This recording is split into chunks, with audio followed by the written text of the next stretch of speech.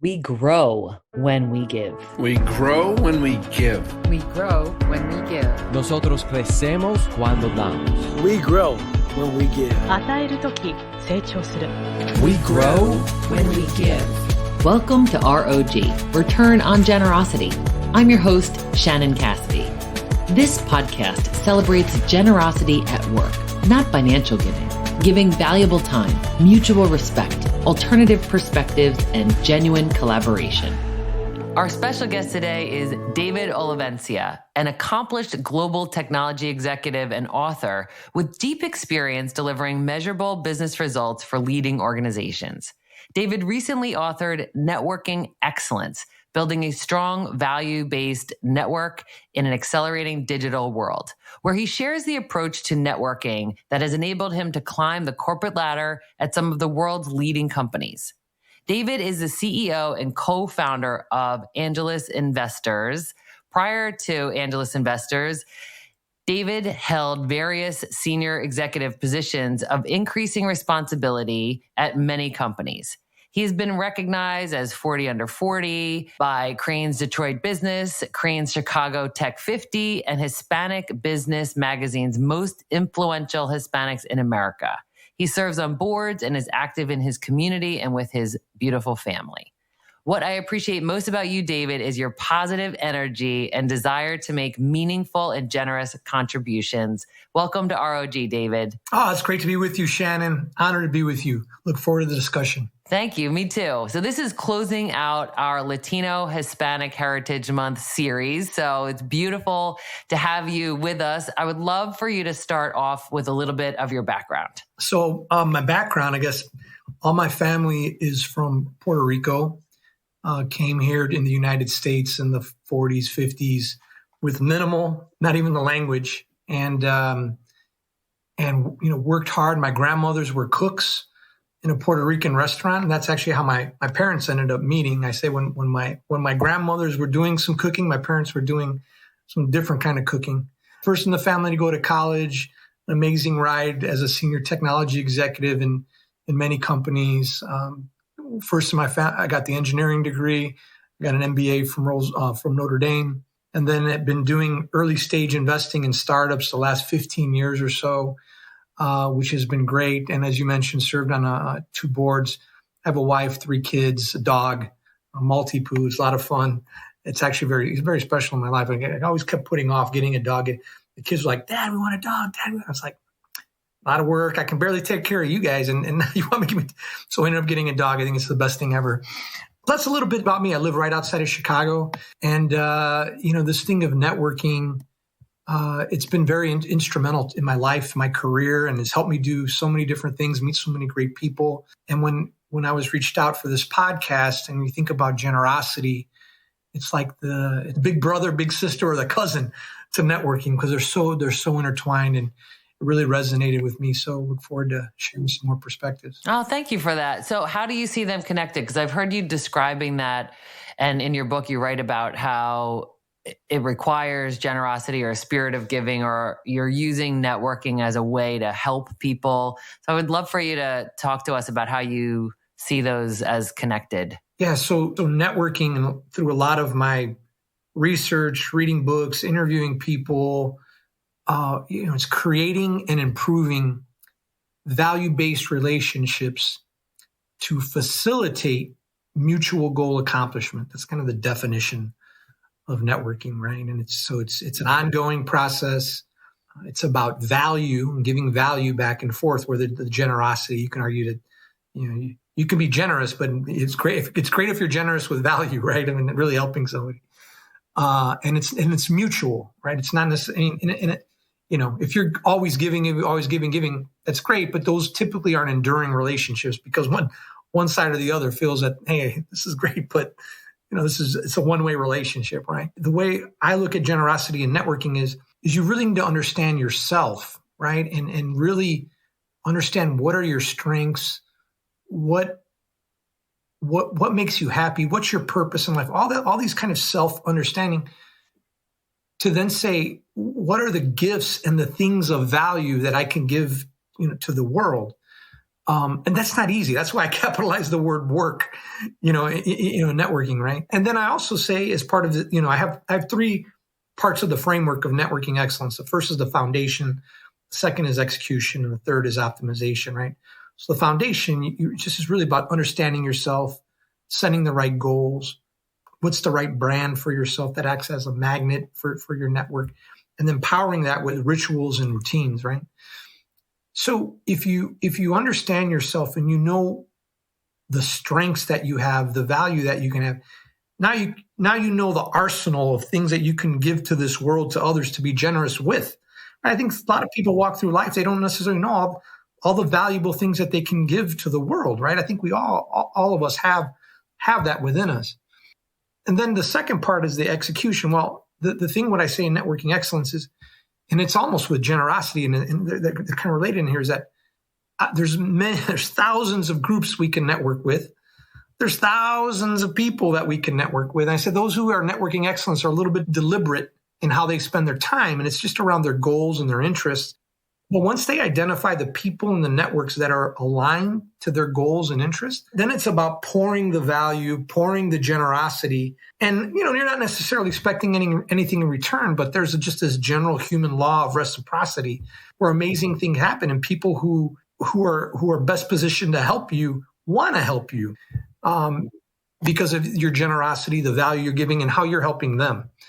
And then I talk about social media and other things. You can be generous with social media. You can be generous at events and all that. That's how I see generosity and networking, the relationship between the two, Shan. Oh, that's beautiful. And I want to hear more about the social media and events, just how to be generous there. But just to stay with what you were talking about with that introspection and clarification of your strengths. And I've also heard you talk about clarifying your values, like what do you deeply believe in? What do you stand for?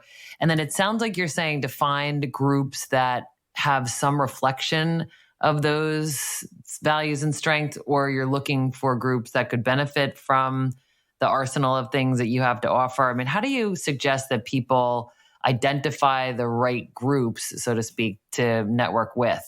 It's a great one. So you have to understand yourself, and all those things that I talked about. You had to go like, what do you value, but also what value can you give to other organizations? What makes you happy, your purpose. Then you also do introspection, say, well, what groups are you a part of today? Right. So you have kind of that. And a lot of this is documenting, writing stuff down. A lot of people, they kind of keep it up here in your brain, and no, you got to really put in the work, which is why I capitalize the work and write this stuff down. But your goals, and the example I use in my book is if I've ran a marathon once, and but if somebody was starting out to run a marathon and that was their goal, they would think about, okay, well, who are the right people that I should align myself with that can help me be successful in this goal? And they say, oh, maybe it's Coach A, a club, a running club, and you start identifying the people in the groups, and then it's the generosity, and the value kicking. You say, okay, well, what can I do to help this coach be successful? Or there's this running club. What can I help to make this running club successful? Are there other runners that I know that I could bring in? If you know your goals, right, and then you say, okay, well, I have these goals. Do I have the right people and the right groups? And then, oh, by the way, I'm a part of all these networks, and guess what? Here are my goals. Here are my network, and there's nothing there. There's no goals that are aligned to this group. So why am I spending all this time here? We don't have unlimited time. We have unlimited people, we have unlimited networks, but we don't have unlimited time, right? So this, why I talk about this foundation, is just so important because it helps focus your time and your purpose and your passion, and it comes out in a much greater way for the people and the groups that you identify, Shannon. Oh, thank you for that. I think that's, like you mentioned it earlier, it's just not something that we spend a lot of time thinking about. And we'll go just kind of, I've also heard you use the analogy of the sun. So I'd love for you to bring that to our listeners too, because I think sometimes we're literally like trying to spread the light across the universe. And it's like, but then if you like hold the sun through a magnifying glass, you could literally burn a hole through something, right? So it's like that focus versus that wide net that really isn't strategic at all. So I just want to get your thoughts on being purposeful. Yeah, no, it's important, right? And I've been good at networking and all that kind of, but like even writing the book, I mean, my foundation and my focus is getting a lot tighter.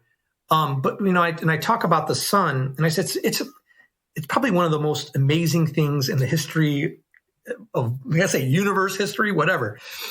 But if you think about it, it gives us life, it gives us light, it gives us energy, it makes things grow. Planets evolve around the sun, and to our networks, right? We are the sun to our networks, right? And the more that we understand about ourselves, right? What is our purpose? What makes us happy? What are our strengths? What can we be generous with, right? The more that we're going to give that to our network, and we're going to be that light and give our network the light, the life, the energy, help it grow, help it evolve around us, right? But it requires the work of self-understanding. And then on the purpose side, right, as you really spend the time, and it's not easy. And I work with very senior people and mentor a lot. Very few are really like, what are their goals and what is your purpose in life and what is your mission? And these are like really, they're not easy questions. And I'd say 90% of people don't have them answered. Right. And when you begin to answer those and write them down, it kind of begins to crystallize. Right. And things change. Life changes. What I loved 10 years ago is not the same thing that I love today. And you have to put in the work and adjust. So that was a little bit about the sun and a little bit about the purpose there, Shannon. Yeah. And I think that speaks to your generosity, whereas like you want to be the sun. The way you described how you approach a network, like you talked about running a marathon and who would you need? Your first thought was, what can I bring to this club? What can I offer them? And so I just don't know that most people think like that automatically. David, do you agree? No, not really. Right? They think about, okay, what can I get? All right. What can I get? What can I get? Oh, I'm here. Oh, I'm like very transactional, right? And that's not networking. I mean, it's not networking, and maybe you'll be successful once, twice, and get that. But I believe if you want enduring success and fulfillment, right? Because I watched the blue zones, and in my book I talk about the blue zones on Netflix and relationships and all that kind of stuff. I mean, these are part of the key of longevity of life, right? Is giving and growing. Generosity is a key. Generosity and gratitude and all that. Very, very almost, and I think even more important than exercise. And I exercise a lot and all that kind of stuff. But those are vital components of it. But networking underneath it has all the great ingredients to make those happen. Shannon. What do you mean about blue zone? So those who aren't familiar. Yeah. So blue zones. I would. This is before. It's a series on Netflix. It's a book. And I was doing research on my book about just other benefits of networking. And I came across that. So I came across the blue zones. And what are the blue zones? So there was a study, and I can't remember the guy's name, but they looked at places in the world that had a extreme disproportionate people who lived to be 100 years old and above. And they started, and they saw, I don't know, like 6, 7, 8 different places in the world. And then they went into each of those, and they're around the world: California, Japan, Costa Rica, Italy, Greece, and there's maybe one or a couple others. And they started looking at, well, what's going on here? What are they? And they started finding like different commonalities, right? Some things would be obvious in terms of just exercise and what you eat and all that kind of stuff. But one of the things that they found is that the community and the family and the relationships and the constant interaction with people, it was one of the overarching factors how and why people live to be beyond 100 in these what they call in the blue zones. And so I said, interesting. Networking, it helps you more rapidly helps you get a job, accelerate in your career. It's a great tool to help you accomplish your goals. And can make you live longer. So I said, and it's good for you. I mean, come on. Get out there and network. It just can't get better than that, right? I mean, I'm with you on gratitude and generosity, clearly, and now networking. I'm going to add to my list of favorites because it's like when it's like exponentially good. It's good for you. It's good for others. It's good for the world. It's good for your health.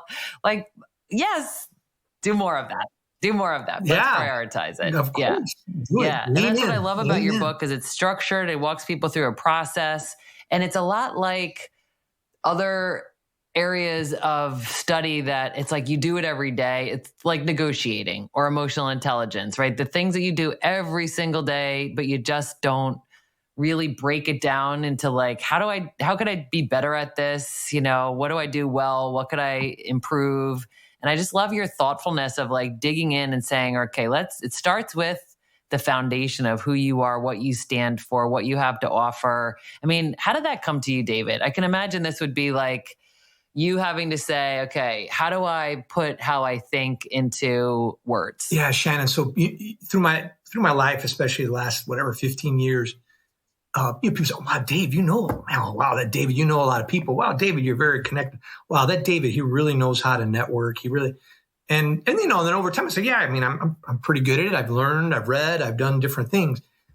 But then I'd say, okay, well, but nobody teaches you. Like it's like one of the top skills for finding a job, all this kind of stuff. You don't learn this stuff in school, and minimal to zero is taught in in schools and universities in America. So I had to really think about, well, how do I do it? Like, what is it? Because some stuff is just what is it? Subconscious, right? And so then I had to think about, all the different processes. Okay, well, it's not just, going to an event. Well, no, you can't just, you can go to an event, but if you don't know kind of who you are, then what are you going to talk about? And then I said, okay, well, you got to know who you are. Well, so then I started, deep diving. Well, how do you know who you are? And what does that mean? And then I even went back further. So, well, why is this thing important? Like, why should we care? What are the benefits? Which is how I came across the Blue Zone. So, you kind of start gathering all this data and research. And then I interviewed like 30 or so people who achieve networking excellence. And I'm getting their inputs and trying to synthesize this and trying to think about, okay, well, here are kind of now I can start to see, here are the step-by-steps and the way you can lay it into a framework that one can think about it. And then I've got, in the book, I put exercise questions and all that kind of stuff. And, I was like, in the end, I always say, it's like, it's your network, it's your goals. But I think, and regardless of who you are and at what point in your career, I believe it can make it's helpful. It will be helpful for you. I will guarantee, if you follow what's in the book, you will more rapidly accomplish your goals. Guaranteed, right? Yeah, because you're being thoughtful. You're being strategic, right? You're being intentional. People can see that from a mile away, right? If somebody's just kind of randomly showing up somewhere as a taker, or if somebody's intentionally showing up to look for ways to make a contribution, to learn something, to offer something. So I think that's awesome. I love that you did this. So I want to talk about the second piece of the book around execution. Like, what are some of the best tips, or what is a recommendation you have for our listeners for when they're in that execution mode? Yeah, it's where the magic happens. And I think that in the generosity part is really it's the plan. It's the execution, but in the generosity is kind of mixed in there. So you've built this strong foundation of all the things that you understand yourself. You've got the right smart goals. You've identified your brand, and you're powering that foundation with rituals. So your foundation's done. Now with execution, it's about, okay, who are the right people who can help me accomplish these goals that I have, and maybe even stretch goals that I want to have, that are part of my purpose, that what I believe are going to make me happy and all that kind of stuff. And by the way, these are work, life, goals could be anything, right? So you identify it. And this is like, John Smith, Jane Sanchez, and you're writing the names down, right? And then you're writing the networks. Okay, my goal is to run a marathon. Oh no, I need to be a part of these, and you're writing them down. And then you're going kind of one by one down the line. Okay, John Smith. Well, when am I going to see John Smith next? And what should I do to help John Smith? Oh, I'm going to see John Smith 2 weeks from now at a birthday party. And now I got to research John. Well, what are the 3 things that John cares about that he wakes up every day that are part of his purpose and his mission? And what are the things that I could bring to John Smith that could be helpful at that birthday party at that day? Okay, and you write it down and you execute. And then you go to Jane Sanchez, right? Same thing. Oh no, well, hey, I'm going to see Jane next week at church, right? Or the church picnic or whatever. And it's the same thing. But you do that, and they in the book they say the right numbers. The most people can kind of handle and manage. It's like 200. Could be anywhere from whatever anybody's comfortable with. It's your network. But I'd say 50 to 100. Start whatever, and it depends on your goals. But it's magic because you're doing it. You've got your goals, and you got 100 people, and you're figuring out, okay, how do I help them? How do I help them? How do I help this group? And then, and I talk about rituals and routines. And then, so the week goes by. Every Sunday on my calendar in the evening, I say, okay, how did I do? And, okay, let's go back. Okay. John Smith. Oh, John Smith's name. Oh, Jane. Wow. Wonderful conversation with Jane. We're going to do this. And when's the next time I'm going to connect with Jane and help Jane accomplish what she's going to be doing, right? And then that's that generosity. But if you begin to put a ritual and routine around, the people, helping them be successful, and these are the right people, the right people that are aligned to your goals, it's amazing what magic begins to happen in ways. And then you can even think about, Jane and John, they both have this common goal. Maybe I connect both of them, and in a generous way, right? And so and then you measure. You measure the value that you give them, and you keep pouring that value, Shannon. And that's a simplified view of execution. It's amazing what happened. So you've talked a lot about these rituals and routines, and it sounds like one of them for you is a Sunday night review. Curious to hear how do you evaluate how a meeting went? So, you meet with Jane Sanchez and you say it went well, but is that on a scale from 1 to 10? Is that what is your and do you suggest that people come up with their own way of measuring success? Yeah, it requires work and you're giving. So what success is, you formulate a hypothesis and say, hey, I know Jane well enough. I think my sense is Jane loves these 3 things. And here's my hypothesis that I think I'm going to bring to Jane that can help Jane be very successful and more rapidly accomplish whatever goals she wants to accomplish in her life. And when I meet with Jane, I say, hey, Jane, great to connect. Hey, by the way, I've been thinking about some of the things that you have going on. And there's a couple things I wanted to touch with you. One is there's a book that I think you might be interested in. It's called X.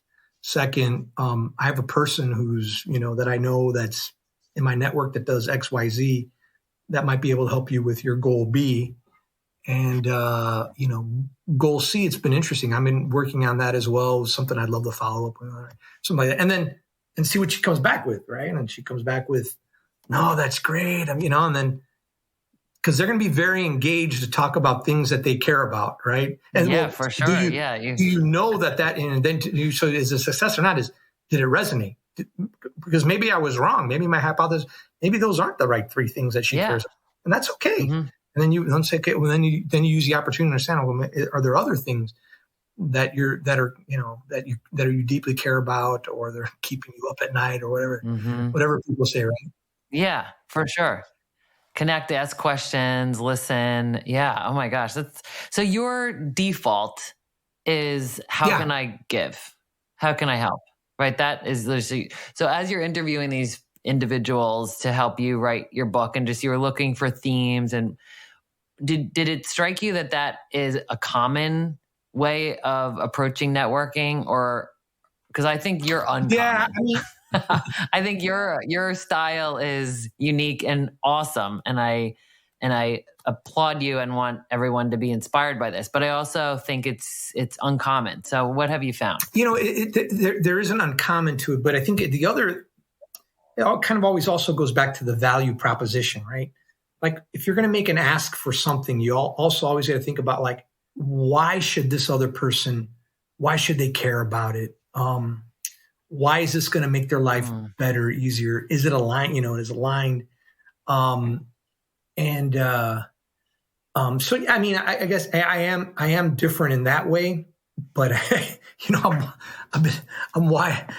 been wired to network, and I love it, but also want to do it the right way, and which is why I wrote the book. I wanted to share the different examples.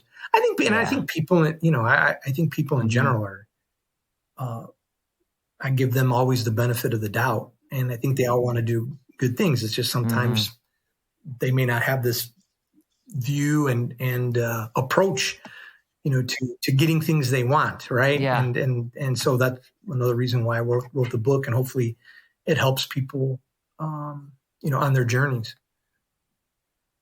Absolutely. And so you mentioned how the word work in networking excellence is all capitalized, the word work, right? Because you're acknowledging that this takes work. It takes energy. It's not just like a random, you don't get magic randomly. You get magic because you work at it, and you use a structure or a format. And then you're helping us to understand like the execution. What does this look like and feel like? And, considering like doing the research, the homework, looking into, what's important to these individuals, making time to connect with them. I mean, just on that point, when say you've identified someone who you want to meet for the first time, so they're not already in your network, you see that there's commonalities, you do your homework, you reach out to them, they ignore you. You reach out again, nothing. What do you suggest people do to get the attention of someone who they really want to network with, but who doesn't see the value in them yet? Yeah, it's tricky. So step one is like, why should they meet with you? What value are you going to bring to it? And you mentioned that. The next step is you can go direct, and I've gone direct, and I've been successful at it. Not all the time, but more times than not. But the other way is, do you know somebody who knows that person that can introduce you to that person? That's usually better. And then they can help bring the value proposition and vouch for you, and it depends where the higher up you go in organizations, the more like the protective filters, get there, for their time. So it needs to be careful, but it is a muscle and a strength and an art to really craft why what you're bringing is of value to whoever you're trying to contact. And it's not, and it requires work. It's not easy, right? It's not easy. Yeah. So just keep at it. And then I love the idea of thinking like, who knows that person? That's one of the things I love about LinkedIn, which is a good segue to social media generosity and even being at events and being generous. Like, what are some suggestions you have, or ways that you could see it from like someone's profile, like, oh yeah, that's a giver, or that's a generous leader? Yeah. Well, we can start with events first. We go to, Sure. We get invited to, and we go to networking events, and, some people would argue, every day is an opportunity to do networking, right? We come across new people almost every day in person and, or, virtually. They're just more micro type events, but as you look at networking events, if you don't have the right foundation, you can get pulled into thousands of different networking events, right? We all don't have unlimited time. Those who achieve networking excellence are deliberate about the events that they attend. So I like to look at events like, what are you doing before the event? What are you doing during the event, and the follow up, right? So before, right? Do you know who's going to be there? Can you are they aligned? Can you do the research on them? Can you even reach out to them in advance of the event with the value prop that we were just talking about, so that you use the event to really it breaks the ice and makes it very easy. And in my book, there's like 30 or 40 different like techniques of just, not looking at your phone to like, they say, God has given us 2 ears and 1 mouth. We should use that in that proportion. You get these people, they just sit there and they talk the whole damn time. Bringing people in, things, to people, introverts, helping introverts out, which is a bit of this generous. That's a generous part of it. That's another thing of generous, right? You want to include everyone. And then after 90% of the people, and I know a lot of interesting people, they screw up on the follow-up. So after the event, those who you connected with, are you following up? Are you following up with value and how you can help them? Be generous and help them, right? And so those are events. There's a lot, put a lot more detail, in the book around that. But those are events. They can turbocharge your network and your goals, right? If you do them the right way, even if you put more gasoline in it. On the social media, Shannon, social media is interesting, right? Because the great thing about social media is you can reach millions of people around the world instantly, right? And you know what the bad thing about social media is, Shannon? You can meet millions of people around the world instantly. So if you don't have the right foundation, I see people posting about dancing bears to cats and dogs kissing to all kinds of stuff that have nothing to do with their purpose, their brand, where their goals are and what they're doing. And they're just putting junk out there, right? And so what I say in the book is we need to be like a sniper of value, right? That's such a, you've thought about what you're going to post, that it's of value, right, to your community and what you're doing. So there's kind of content that you put out on a regular basis, but there's also then how you then interact with folks and interact with those in your network or potential network. And I talk about it like spheres of influence, right? Those who are in your network, you really want to be more, again, you can't, I love the world. I love everyone, but I don't have time. So I got to focus and priority. So I prioritize where I put my time in those areas. So social is great, but you got to have the right foundation, Shannon. If you have the right foundation, social media is a phenomenal tool to connect with, to add value to share your thoughts and help people and be generous, right? So that's my thoughts on social media. That's awesome. Thank you. That's really encouraging and another way for us to be thoughtful, right? I think that takes the work you're doing in part one, the foundation, and like you're saying with your book, there's like framework, structures, questions, worksheets, like, for people to like really roll up their sleeves and do this work. And then the last pillar is the optimization. What can you teach us about that? Yeah, like any, with optimization, like anything, you have the strong foundation, you're executing on it. And now you're putting in the work, you're taking a step back and you're saying, okay, do I have my goals changed? Has my mission changed? Has my purpose changed? Do I have the right people in the network? Kind of your earlier point, Shannon. Hey, I've been reaching out to this person 3 or 4 times. They haven't responded. Oh, maybe it's time to move on. Maybe it's not meant to be. That's good. It's like, hey, that's good. I got another 150, 100 other people I want to be generous with and help. Okay, no worries. And so it's just this is optimizing, and then think, okay, are there the right events? Are there ways I can connect people in my network? Is my network diverse enough and diverse?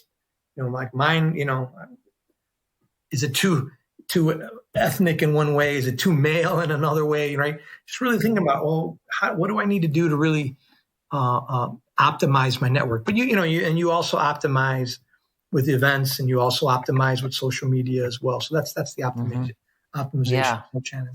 That's great. There's so many facets of it, and I just love that you took the time, as painstaking as it was likely, to put your thoughts together in a way that we can follow along and we can share with others. I know my son is a senior in college right now, and he went to a networking event last night, and we were debriefing it today, and I told him, he knew that we had our interview, and I said, what do you want me to ask him? And he said, ask him, how can I stand out? What are ways that I can stand out? And he said that at this networking event, the way that he watched people approaching it is that they literally would interrupt conversations by like putting their hand in the middle of, to get the handshake and then basically take over the conversation. And he felt really uncomfortable about that. But he said, I just said to him, you have to shake at least 3 more hands than you planned. So he texted me last night. He said, I shook 8 hands. I said, okay, good. But like make a genuine connection. But anyway, how can he stand out? How can anyone stand out? It's a great question. It's not an easy one. So I'll go to just the fundamentals, right? You have your foundation. And as it relates to the event, do you know who's going to be there in advance? Can you reach out to them in advance? Because if you go to an event and it's just people and everybody's fighting to shake hands, and maybe there's, 4 or 5 people that everybody wants to meet, and there's a line of 50 people there, you're not in the best position for success. Except if you're one of the very few that reaches out in advance, and then and connects with them if you can get their information or whatever. And or researches their background and finds some unique point. So that's one way you can stand out in advance. The second way I like to do it is I like to get there early. And I get there early because usually the person who's coordinating the event is there. And there's not a lot, and people, the early bird gets the worm, right? So most people come late or whatever. So if you get there early, then you can meet with maybe likely the person who's running the event. And if there's 5 key people everyone want to meet, and say, hey, Jane, I'd really like to meet person 2. Here's why I think the value that I can add to person 2, and why I think it would be worth his while to his or her while to meet with me. Would you mind making an introduction? And I think that would be another way to put you in a different light. And then other than that, it's tough. You can wait in line. That stuff is just, I've seen it. It's painful. It's very painful for me to watch, like the long line of resumes. Like I tell my kid, I was like, oh man, that's a painful, I don't even know. I wouldn't even call that networking. I'd call that like, I don't know, cattle herd or something like right. Yeah. And I think that's part of why some people hate networking is they think they associate it with something like that. And that's what I really love about the way you're helping us to reframe it, redefine it, reassociate with it, is that it's an opportunity to be of service. It's an opportunity to make meaningful connections, to align with your values. I mean, there's so much goodness in the way that you're describing it. And so I just think for those who have otherwise hated networking, maybe you just haven't done it this way before. Yeah, no, there's introvert. And I think this helped, the way I've laid it out in the book can also help introverts, right? It's not easy, right? And I'm pretty good at it. I'll go to an event by myself. I don't care, but it's not easy. And I remember being nervous and going to different events, in my past, and it's not easy. So hopefully these techniques, and tools help. But, you got to get out, but I've met so many beautiful, wonderful people, in this world by getting out there and, being a little bit uncomfortable, that it's made it great. It's made life wonderful. That's fantastic. So just in closing, you are the co-founder of Analyst Investors, and you help individuals with raising capital. You're an angel investor. You even have some unicorns. Would love for you to share with our listeners what else you do professionally. Yeah, so I'm an early stage investor in startups. I've invested in 70 or so startups. Oh my God! 3 of them are unicorns, which means they've reached $1 billion in valuation. And some have done well, some have not done well. And this is a very high risk, high reward asset class. So I do that. I serve on 2 corporate boards. One's is a kind of a broadband tech board, and the other is a regional bank in the Midwest. And then I've got this book, Networking Excellence. So I speak to corporations, a bunch of Fortune 500s, a lot of technology companies, on how networking can help them accelerate their careers, increase their promotional velocity, more rapidly accomplish their goals. Right? Some are trying to get on board. So how do you look at networking to position yourself for a board of director? So those three areas are and they're a bit intertwined, right? And I'm having a blast. I mean, it's kind of back to my foundation, and my purpose is exactly what I want to be doing, and could imagine doing anything else. Oh, that's fantastic. So for those, I mean, there'll be loads of links in the show notes, but for those who are listening to this auditory only, how can they find you online? Sure. So on LinkedIn, it's David Olivencia. I think there's very, very few David Olivencia. It's not like John Smith. You can find me there. I'm on Twitter as well, and Instagram, PR Davo. PR Davo. Where I can be found. Okay. LinkedIn is probably where I spend most of my time, Shannon. Yeah, excellent. So I'll put links in the show notes there. So just to recap, we like to end every show with some key takeaways.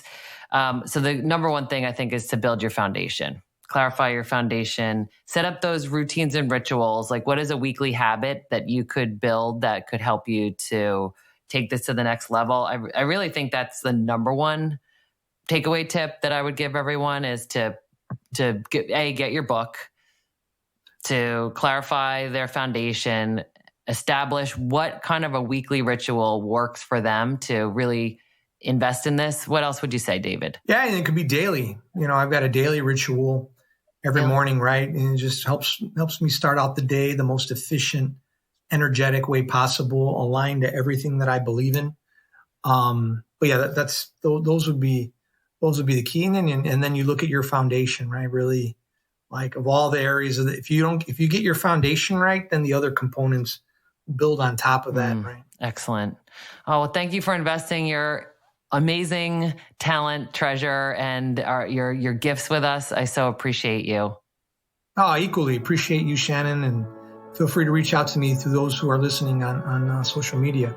Get out there and network. Thanks for listening to ROG, Return on Generosity Podcast. Please help us grow by subscribing and reviewing us on your favorite podcast player. And for more information, visit bridgebetween.com. We grow when we give. 우리는 나누면서 성숙합니다. We grow when we give. On rayonne quand on donne. We grow when we give.